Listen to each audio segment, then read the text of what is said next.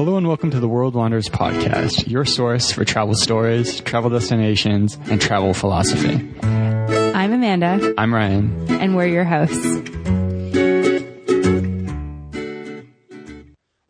Welcome to the World Wanderers podcast. Today we're talking about expectations and travel, specifically for the planning stage of your trip, and then also kind of how it relates to while you're actually traveling.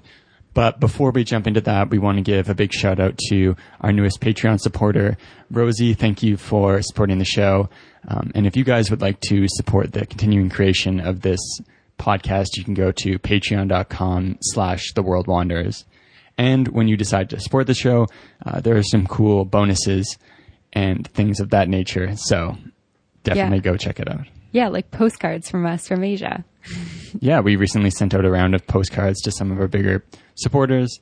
So hopefully you guys have gotten those, or they will be arriving shortly. So to kick off this episode of the podcast, we're going to start with a little bit of context. So why are we talking about this today? And that kind of comes from our recent trip to Myanmar. At the beginning of January, we took 2 weeks sort of off, I guess. We were still kind of working, but we kind of took 2 weeks to go to Myanmar. And in the month before, while we were in Chiang Mai, we were spending some time planning our trip and trying to figure out what we wanted to do in Myanmar. And something that we've learned over our years of travel are the things that we enjoy doing and the things that we don't enjoy doing. And something that me in particular really struggles with is this idea of the things that are really popular to do. So they make it onto the top 10 lists. They make it into, really beautiful photos that are on blogs or websites or Pinterest. And I kind of catch on to these things and I'm like, I want to go see this. And it's like, well, why do you want to go see this? Well, because it's, made this top 10 list. It's cool. It looks beautiful. I want to go there. And so there's that concept versus sort of, do I actually want to go there? Yeah, so it's kind of like, how do you make use of the information others provide in terms of what are the best things to do in this place, but still running through a filter of what you know about yourself and what you like? Yeah, so in terms of the idea of like expectations with this, it's you look at a to-do list or you read a guidebook and you look at all the things to do, and then you can easily get caught up in, okay, like the guidebook says that I should do X, Y, Z, A, B, C. I need to do these things.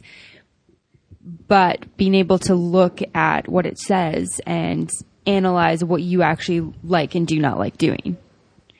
Because if you base your trip and your plans around just something that a guidebook says, you might end up in situations where you don't actually enjoy what you're doing, which when you're spending your time and your money, that's massive. You need to be enjoying what you're doing or travel's not going to be fun.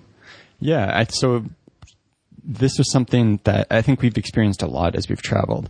And even though we're experienced travelers and we've learned a lot about what type of activities we do and don't like, it's still kind of hard to apply it, especially when you're going somewhere where you don't really have any personal connections who have been there. So for us going to Myanmar, we had a couple acquaintances we knew who had been there. We reached out to them, got recommendations from them. But then, we were relying on the guidebook. We were relying on blog posts. And there's a very common route that people take. It's kind of like the Gringo Trail in South America. It's, flying to Yangon, go to Inle Lake, go to Bagan, go to Mandalay, maybe go to the Golden Rock. There's a couple other I don't think the Golden Rock's actually on sort of like the backpacker loop. It's on I think the Negapali coast has made it more on beach, there, which we actually didn't do. But it's interesting as you read along because you can kind of pinpoint like what's going to be fun and what's not going to be fun for you personally. And I think that this is something that, what we think is fun might be different from what you, the listener, thinks is fun.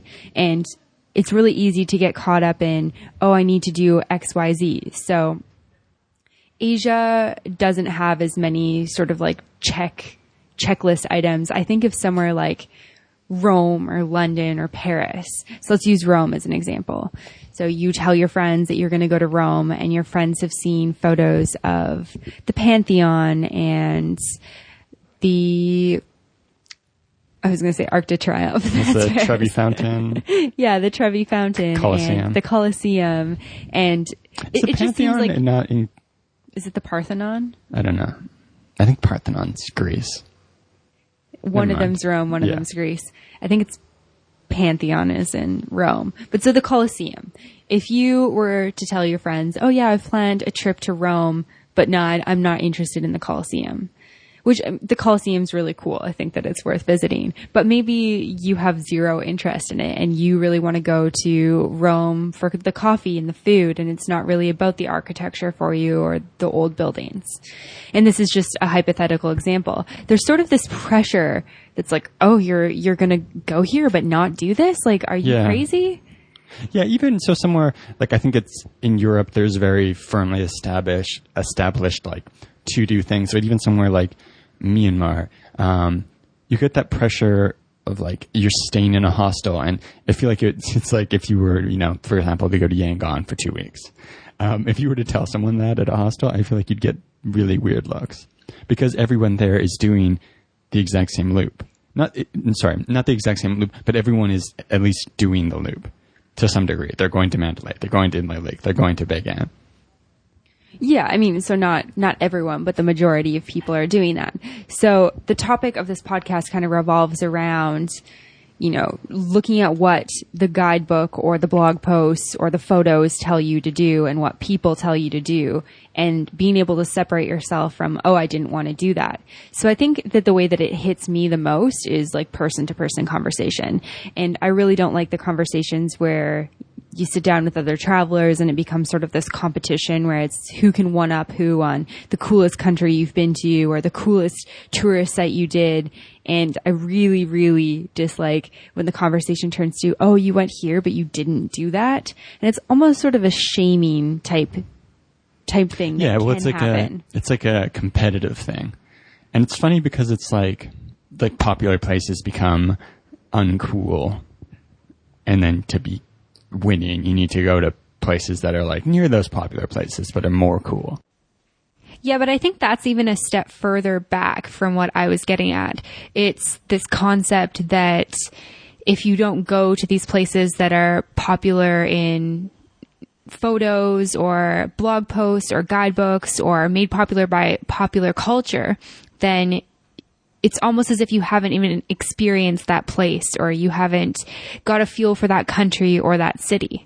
Yeah. So is that for you when we're planning something? And it's easy to kind of fall into this trap where you don't run the must-dos through a filter. You don't run them through this do I like it filter. Is it kind of just like the pressure to conform that kind of leads to that trap, or what is it? Yeah, so I'm going to just touch on what you said first, not running it through a filter. So I think that I've traveled long enough now that I do run things through a filter. So when I open a guidebook, I mean, the guidebook has like almost every tourist option that you can do in a place. And I can usually look and pinpoint, the top 2 or 3 that I think that I might like. There's certain things that I look at and, I skip over because I'm not interested in them and I know that. But then it gets to, for me, it comes to if it's made a list of things that are must see or it's a top attraction, in my mind, I sort of go, okay, well, it sounds kind of cool, maybe not the coolest thing or the thing I would love to do the most, but it's made this top 10 list, so there must be something that's really interesting about it. Like there must be a reason why people are taking photos of it, why people are talking about it. There must be a reason and I should go experience that. I might only be here once. And that's kind of my thought process around that. Does that make sense? I think so. On a certain level, I think it makes sense. So I'm trying to think of an example that's not as popular as the Colosseum. Something. So well, there's things like you go to. Say Myanmar. Let's use Myanmar as an example. So if somebody most people know about Bagan. If you know nothing else about Myanmar, you've probably heard of Bagan. You've heard about the hot air balloons. You've heard about the thousands of temples. So there were people that I talked to or that I told that I was going to Myanmar and they go, oh my gosh, you're going to the place with all the temples, right? You're going to the old city with the temples.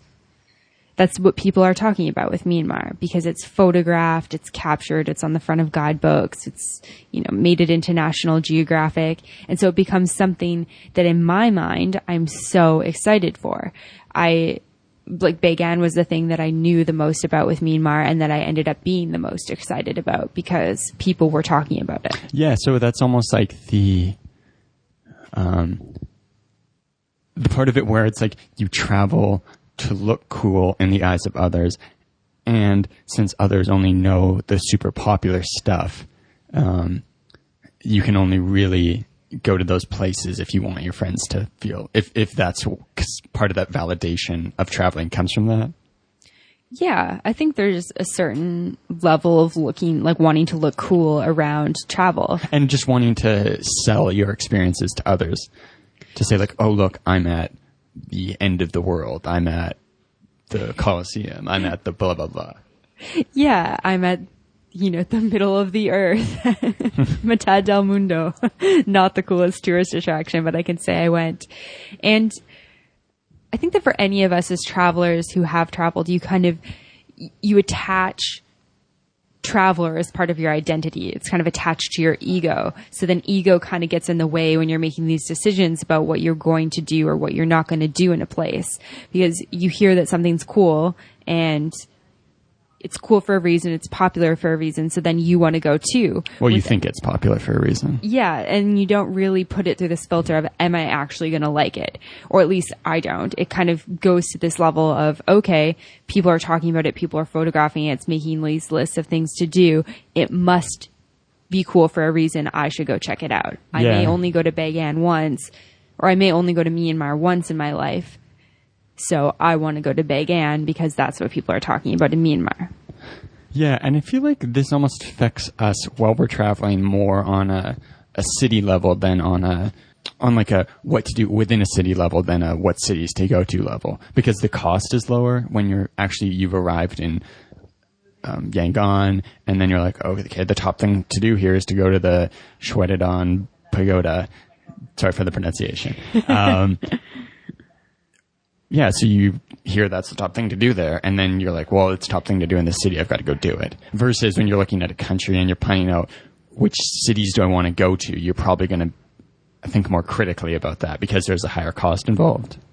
Yeah, definitely. So kind of going off of that example, when you arrive in a city, how do you decide what things to do if it's a city that's foreign to you? Well, so our planning process, you usually have... So our planning process is different. You've usually looked at it in advance. But yeah, I think... So you usually have some ideas about stuff to do, and then I usually read through our guidebook or look through a blog post or something like that. And the things... So I think I fall into this trap, too, of, well, let's just go do that stuff, the popular stuff. And then we get there to some of these places, specifically like indoor or religious attractions. And then I'm like, I don't know why we're here. I've not enjoyed this. And so I think that the thing for me, the things that I've learned that I've liked are like outdoors stuff, like hikes, like nature. And the thing that's interesting about the outdoor like must-dos, it's usually like not super different. The very popular outdoorsy stuff is usually not super different from much less popular stuff in the same area. So, for example, Torres del Paine in Chile, super popular hike, but it's a cool mountain. There's like the 3 spires, but in that area there's a ton of amazing hiking with no one doing it because everyone's so obsessed with doing that popular W trek. Right. And do you think that part of that is accessibility? Well, so yeah, there's definitely an aspect of infrastructure that gets built up around the popular attractions, and infrastructure adds to your enjoyment of your trip. So to jump back to Myanmar, for example, that's a place where there isn't a ton of development going on. So as a tourist, if you go to Inle Lake versus random other lake, there are hostels there. There are restaurants that you feel comfortable eating at there that you wouldn't have in a different place. Right. And Myanmar is a particularly interesting example because there's actually places in the country that you're not allowed to go as a tourist because tourism was only recently opened up there. If we look at a country like, say, Canada, and you take Banff National Park, where we lived for a number of years, and you look at the hikes that are just overrun with people, especially on a Saturday or a Sunday in, the dead of July or August. And then you think about like all the backcountry trails and all the other trails that you can go on because there's millions of trails there. Yeah. I mean, like if the national park, there are tons of spots in the Rocky Mountains in Canada where you could go and be like completely secluded. Yeah. And it's interesting because everyone goes to Moraine Lake, yet there's how many glacial lakes in Banff National Park? Yeah. And I mean, that's certainly like a beautiful one. Right. So if you're somebody who's planning a trip and you're from China and you speak very minimal English, if any, you're looking at where people are going, where the tours are going, where the buses will take you, where the tour guides who speak your language are going to be. And that's sort of, I think, what happens with Tourist Alpine. It's if you don't speak Spanish, if you don't have a car, you're looking at where are the buses taking you, where are the tours going, where are the huts we can stay in. Yeah, and there's also an aspect of like the reason you go somewhere in the first place is because you've been introduced to it. You have some sort of expectation or some sort of introduction to it. So the popular places are more likely to hit your attention to create some sort of effect where you're like, I want to go there. I want to see that. Yeah. And so just rewinding a little bit, you said when you're deciding on, that was sort of a trail from when you're deciding on things to do in a city, you know that you like outdoor stuff better. What other sort of filters do you run through when you're deciding on things that you like to do? Well, so this is actually something I feel like we could do a lot better job at. Yeah, of running through a filter. So reason like, for this podcast episode. Often we don't, and then we get somewhere and we're like, why are we doing this? So the things I've learned is I can really enjoy, for example, I don't know how to categorize it, but there's a type of experience like the museum, the historical site, the kind of like popular within a city stuff to do that can be very intellectually engaging if you have background and context and maybe a good guide, someone to kind of give you the story of something, then it can be a really enjoyable experience for me. But we've gone so many times without that context to those things.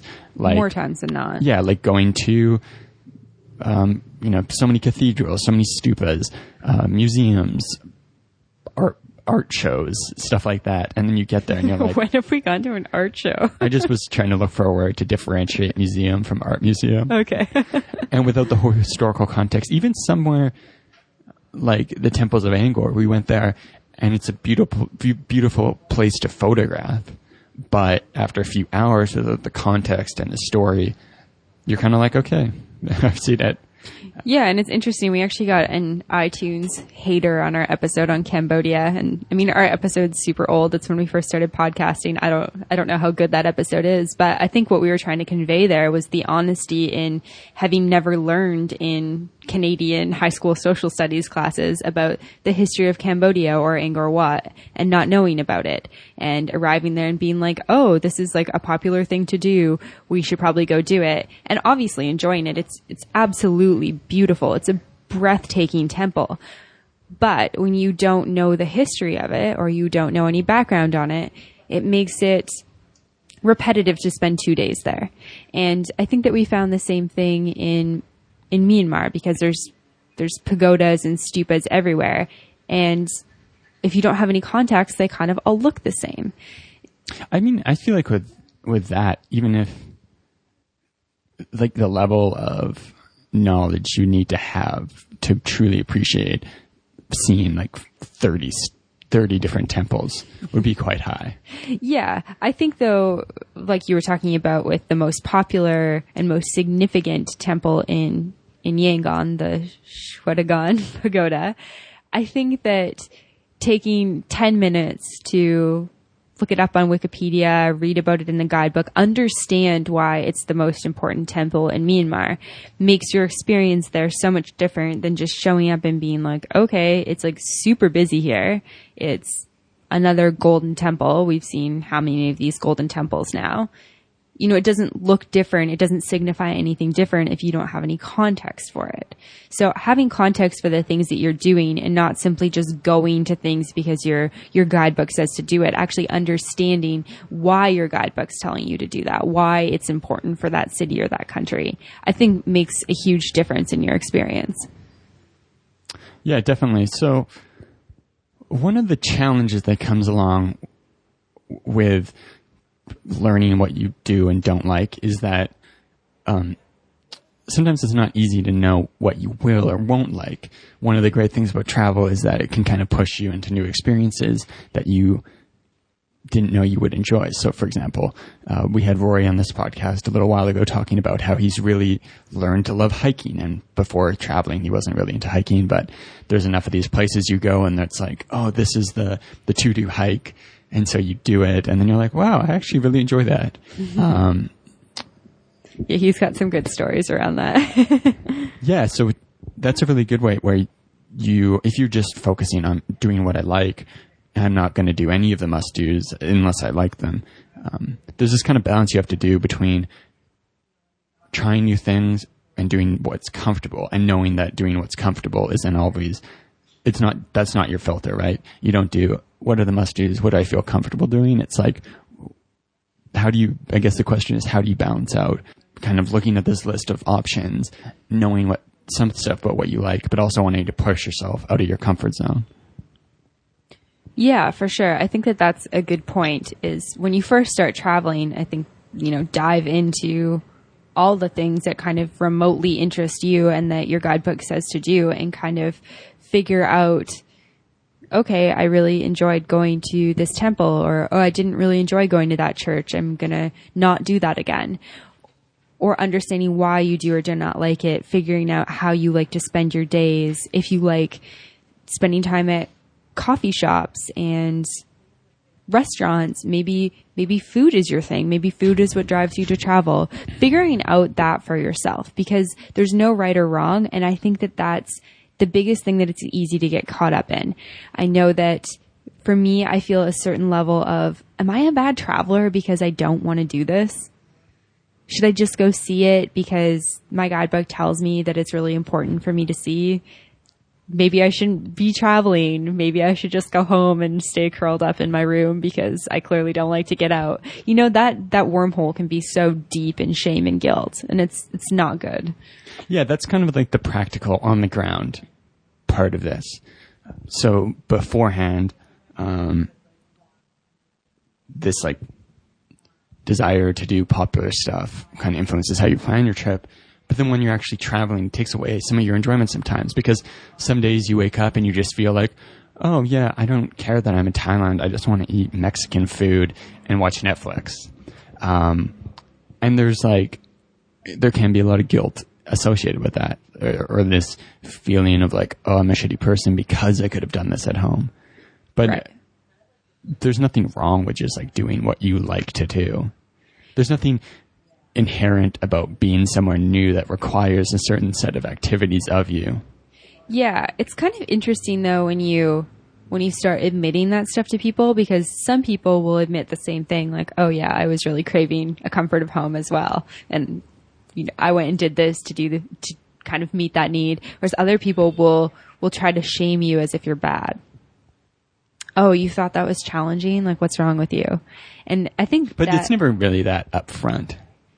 I mean, get human nature is passive. But you kind of get that passive shaming. Yeah. Oh, you should feel bad because you didn't do that. You should feel bad because you missed that. Do you think that's reality, or is that something like you project onto people? I mean, you admitted in our Italy episode that you didn't know anything about the Milan Cathedral, which is super famous, and somebody wrote a comment about it on Facebook. Like, come on, Ryan, like, be a better traveler. And I think that's the thing. So we've learned a ton through our travels, but we've also learned through podcasting and through putting ourselves out as, I guess, quote unquote travel experts is. But have we ever put ourselves out as like experts? Yeah, I mean, I don't think I'm an expert on travel, but I mean, okay, to a certain level, maybe. Like, we've done a lot of it, but authority. Yeah. But we're an authority on what we like to do, which is not always what the guidebook says to do. And I think that that's okay. Yeah, so the idea about being a better traveler, what's the deal with that? So surface level, or what I actually think that means? Well, it seems like people think that there is like some kind of objective good, as if travel was like something that you could do well or poorly. Right.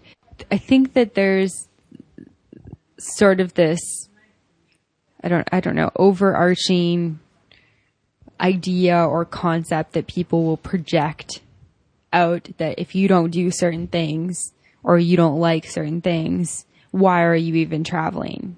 Like, you suck at traveling, you're a shitty traveler, you're a shitty person. Well, I think that kind of ties back into the identity bit. Like people, for some reason, travel seems to be an area where people attach a lot of identity to just an activity that has no real barrier to entry. And then because of that, there's a lot of kind of games people play. And by games, I mean people will kind of run these rackets inside their head where they think, I'm a better person than that person because of X, Y, Z. And so with travel, it's like, oh, I'm a better person than that person because they stick to the Gringo Trail and I don't.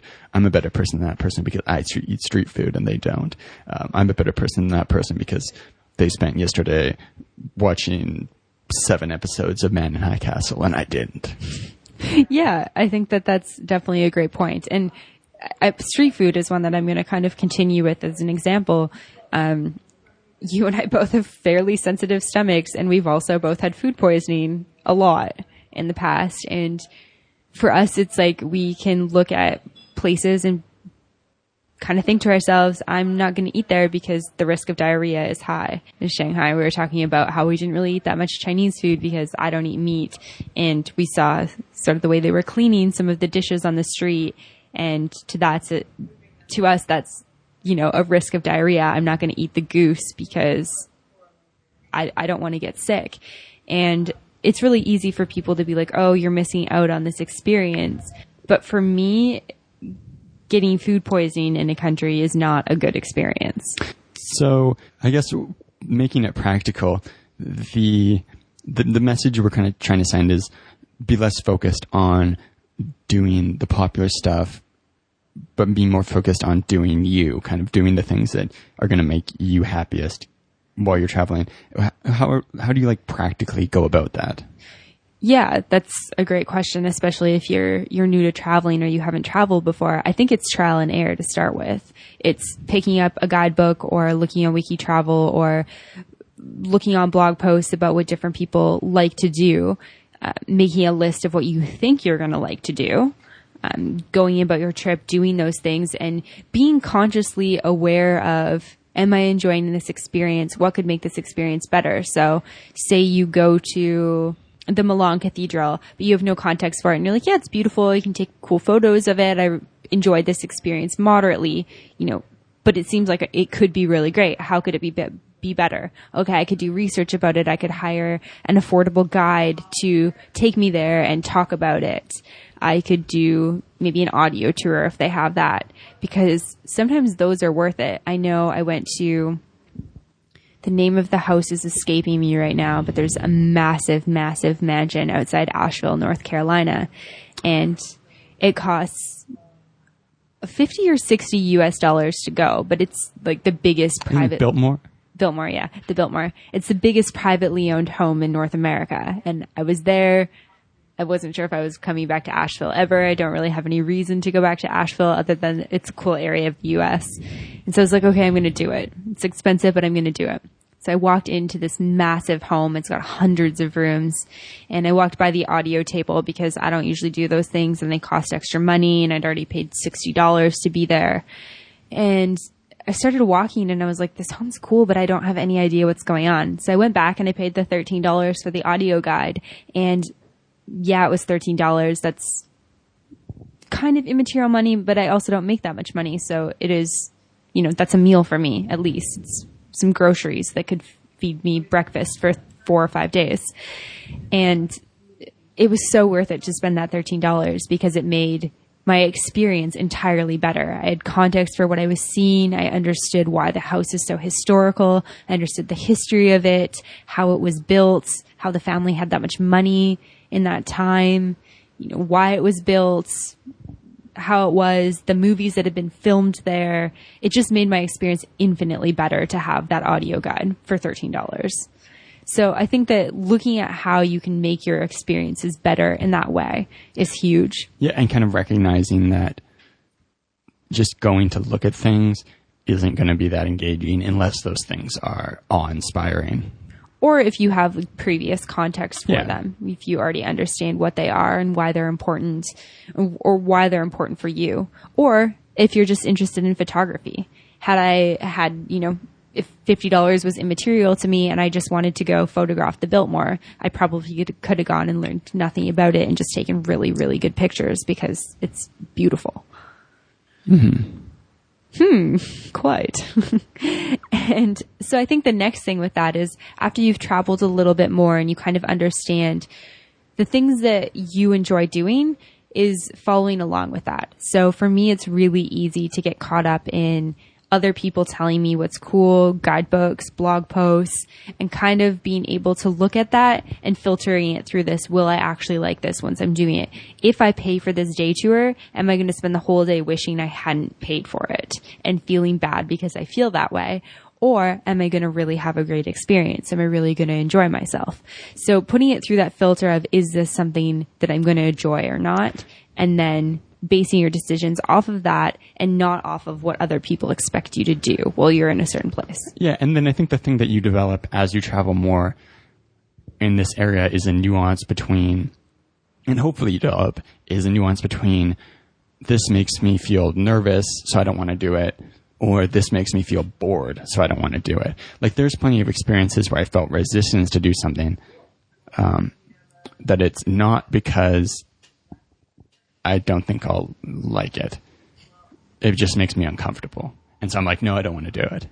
Can you think of an example? Well, I think that, I don't know, sometimes like group activities, like I'm a pretty introverted person. So sometimes going out and doing something in a group, oftentimes like waking up early in the morning to go hiking. It's not because it's not a boredom driven thing. It's just, I want to sleep. But then I know when I wake up, I would have rather done it. But then learning stuff about like going to a religious monument or some sort of like political monument, if I don't have context for it, there's basically no point in me going because I'm not going to enjoy it. Sometimes I can add in that context later if it's a site that kind of has meaning to it, but there's a difference between a site that has meaning, like maybe something where something horrible has happened or something important has happened, versus a site that's just kind of a monument to power, like this is the presidential palace, where I could give a shit, essentially. Yeah. I was just thinking about how, so when I was younger and traveled with my family, my dad really likes museums. My dad likes to look at every single thing in a museum and like read about it and process it. So a museum is not a quick thing. When I was younger, it was like hours and hours at one museum. Like I could have done the whole thing like 4 times in the time that it took him to do one. So when I started traveling on my own, I had in my head, I don't like museums. So it's like anytime I was going anywhere with a museum, I was like, nah, I don't do museums. I don't like museums. And that's something that I've had to consciously change in my brain. Like, not every museum sucks. I can do it at my own pace.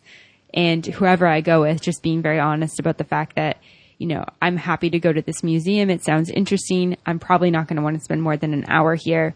I'll just wait for you outside if you're going to take longer. I'll meet you, at the coffee shop down the street or something after. Knowing that about myself, but also knowing that I can actually find enjoyment in museums if I do it the way that I enjoy doing it and not the way that I was sort of forced to do it when I was younger.